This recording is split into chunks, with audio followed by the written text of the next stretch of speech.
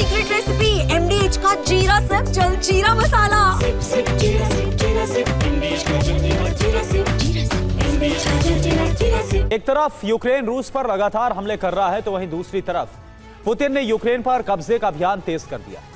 रूसी सेना डोनेत्स्क और ज़ापोरिज़िया में बहुत तेजी के साथ आगे बढ़ रही। वहीं फ्रंटलाइन से लेकर रिहायशी इलाकों तक फैब बम से हमले जारी। इन हमलों की वजह ज़ेलेंस्की का जंगी प्रण माना जा रहा है।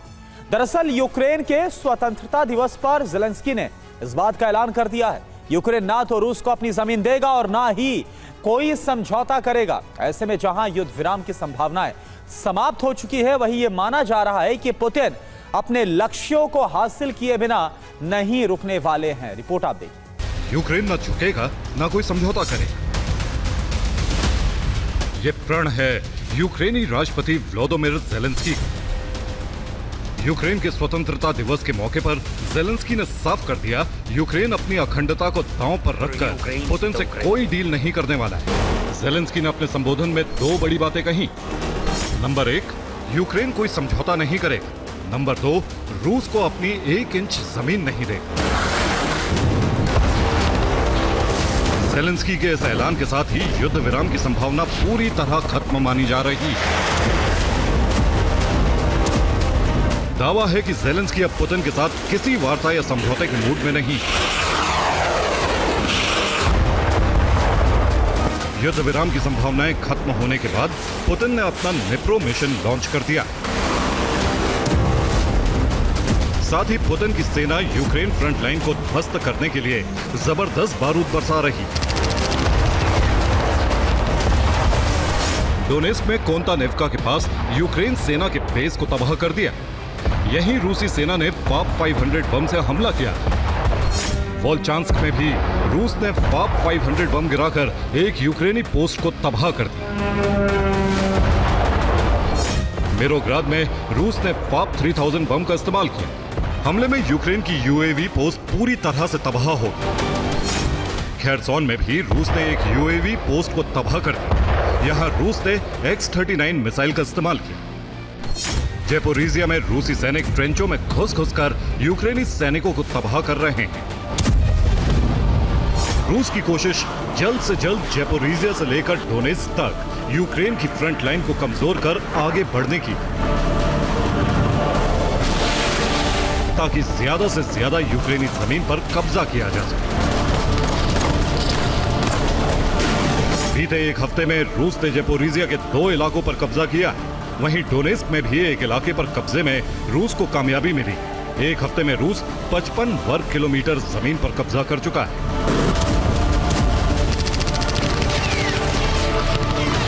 डोनेत्स्क की बात करें तो यहां फ्रंट लाइन पर हुए हमलों में 600 यूक्रेनी सैनिक मारे। वहीं 20 से ज्यादा बख्तरबंद वाहन तबाह हो गए। रूसी सेना के आक्रामक रुख को पुतिन के निप्रो मिशन का नतीजा माना जा रहा है।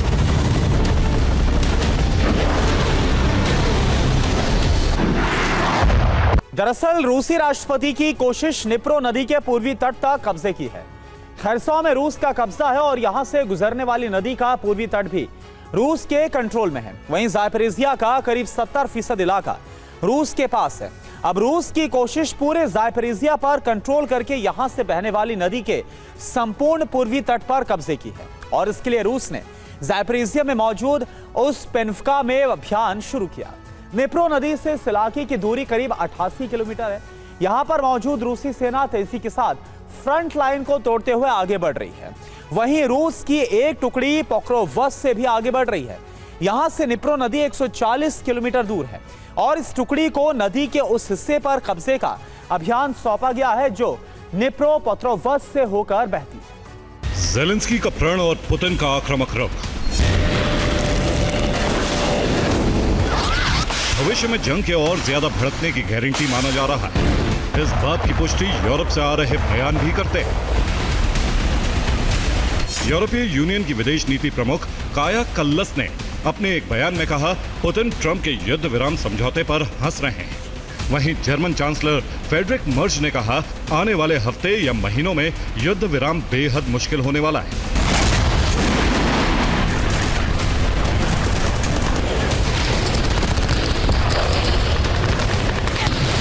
अमेरिका के राष्ट्रपति बीते 2 हफ्तों से युद्ध विराम के लिए हर संभावित कोशिश कर रहे हैं।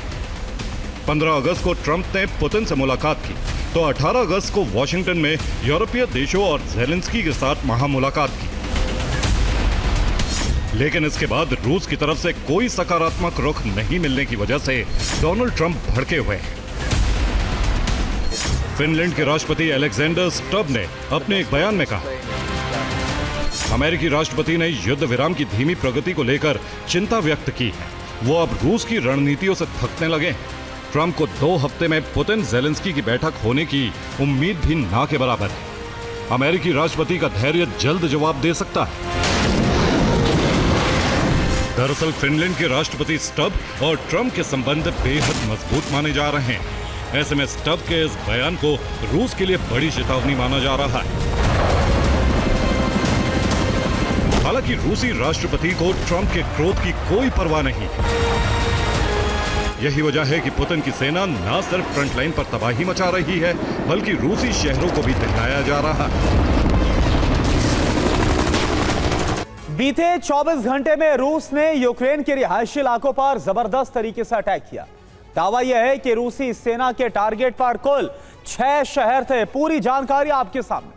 बीते 24 घंटे में क्या हुआ और इन पर 102 ड्रोन के जरिए हमला किया गया, 4 किंजल मिसाइल का इस्तेमाल किया गया, वहीं 3 स्कैंडर मिसाइल भी दागे गए, जिससे यूक्रेन में भीषण तबाही मची है। रिपोर्ट आप देखिए।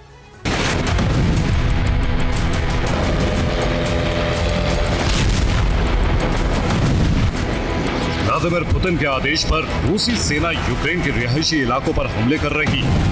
उसके टारगेट पर न सिर्फ नागरिक इमारतें हैं, बल्कि बिजली संयंत्र और गैस पाइपलाइन पर भी हमले किए जा रहे हैं। डिप्रोपेट्रोवस्क में रूस ने केबी बम और ड्रोन से हमले किए। हमलों में 7 मकानों में आग लग गई, वहीं एक गैस पाइपलाइन को नुकसान पहुंचा, जबकि एक बिजली संयंत्र तबाह हो गया। खेरसोन में रूस ने हमला किया, यहाँ भी बिजली संयंत्र को नुकसान पहुंचने की खबर है। सूमी भी रूस के टारगेट पर, यहाँ एक मार्केट पर ड्रोन हमले किए गए। इसके अलावा एक बिजली सब स्टेशन को तबाह कर दिया गया। यूक्रेन में रूस के नॉन स्टॉप हमले इस बात की घोषणा कर रहे हैं कि पुतिन सिर्फ डोनेस्क और लुहांस्क तक कब्जा कर रुकने वाले नहीं, उनका लक्ष्य निप्रो तक रूसी झंडा लहराना है, जिसे वो हर हाल में हासिल करके रहे। Bureau report, TV9 Bharat.